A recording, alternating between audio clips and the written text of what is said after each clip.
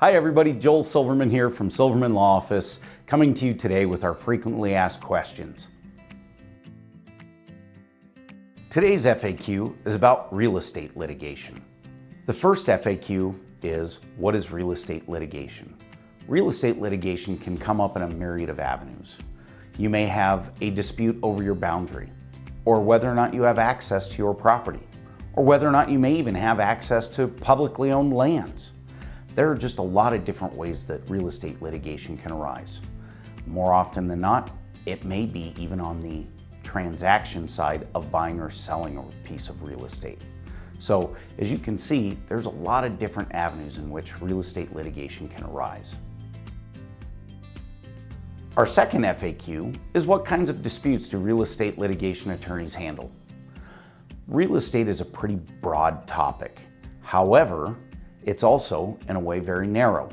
And good real estate litigation attorneys, this is a primary focus of their practice. And here at Silverman Law Office, we just happen to have those, and they handle them on a daily basis. So what kinds of disputes? It's all kinds of disputes that involve real estate.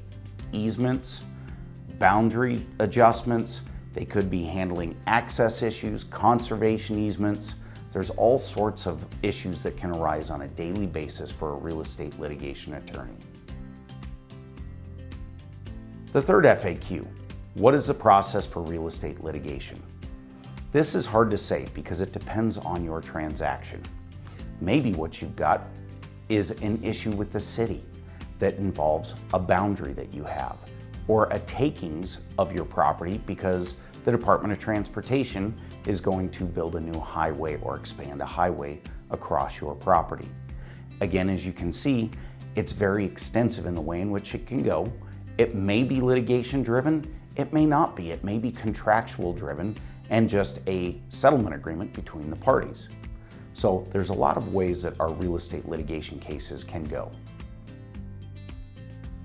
FAQ number 4, what evidence is needed in real estate litigation? Again, a very broad question. However, we get asked this all the time. And we always say, it depends. That's the lawyer cop-out. So when we say it depends on what your issue is. If it's an easement, we need to go in and dive into the deeds and figure out, does somebody have a recorded easement across your property?